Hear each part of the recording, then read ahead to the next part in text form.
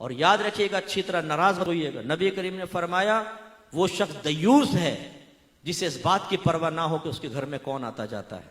दयूस means पता है आपको क्या होता है? उर्दू में बताऊं, नाराज तो नहीं होंगे? बेगैरत। यानी अगर हमारी ज़ौजा, हमारी घर की औरतें नामहरमों से हंस हंस के बातें कर रही हो, नामहरमों घर में घुसेड़े, तो याद रखें ऐसे शख्स को आपके नबी ने दयूस कहा है। नामहरम कौन होता है? ये नहीं कि कोई अजनबी घर में मोहल्ले का लड़का घुस रहा हो, खालाजाद, फुप्पीजाद, चचाजाद, मामूजाद, इन कजनों से पर्दा है आपकी बीवी का, वो नामहरम है। इसी तरह लड़की का और खालू का पर्दा होता है, इसी तरह आपका और मुमानी का पर्दा है। इसी तरह अगर आपकी चच्ची खाला ना हो सकी, बाहर से आई हैं, तो चच्ची का और आपका भी पर्दा है।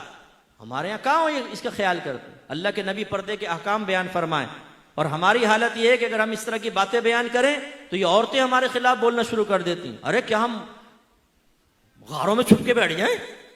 दूध वाले से हंस के ये बातें कर रही हैं, पर सब्जी वाले से ये बातें कर निकल रही है, और वो मर्द देख रहे हैं, लेकिन हमारी गैरत ही सोई पड़ी है कि भाई तुम क्या कर रही हो? एक गैर मर्द के साथ दरवाजे पे खड़े होकर तुम बातें कर रही हो, शर्म नहीं आती? बीबी फातिमा रज़ी अल्लाह ताला अन्हा, जिगर गोशा रसूल का आलम यह था कि आपने अपनी खादिमा से पूछा, ये बताओ हबशा में लोगों को, औरतों को दफन कैसे किया जाता था? उन्होंने कहा कि हमारे ऐसा होता था कि चारपाई पे औरत को लिटाकर चारों तरफ एक कपड़े की डोली से बनाई जाती थी ताकि किसी की नजर ना पड़े, और फिर दफनाया जाता था।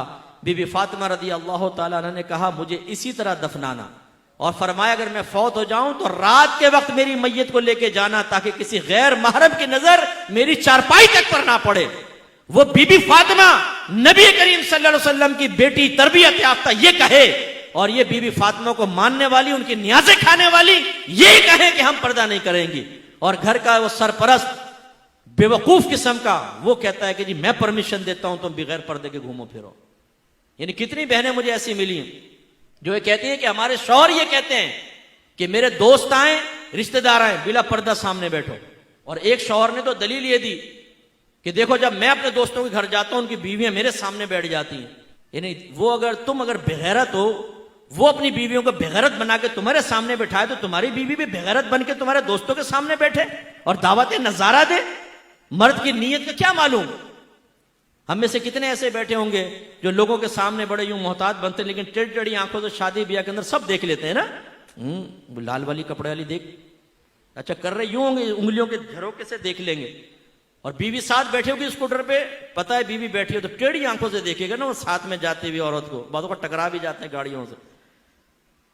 तो जब हमारी नीयतों में इतना फतूर है कि शैतान कुछ ना कुछ डाल देता है, तो आपने कैसे समझा कि घर की औरत के शैतान से बिल्कुल पाको साफ हो गई? शैतान उसके जहन में ख्याल नहीं डाल सकता, गैर मर्द की तरफ उसकी तवज्जो नहीं जा सकती। ये हमारी जिम्मेदारी है कि हम उसको रोकें। नबी करीम तो ये करें और हम ना करें, गलत चीज है ना।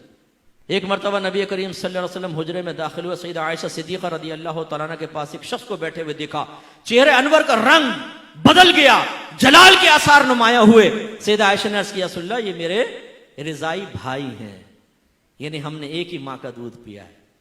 तो फिर सरकार का जलाल कम हुआ, यानी जलाल में तशरीफ लाए कि घर में अजनबी मर्द कैसे?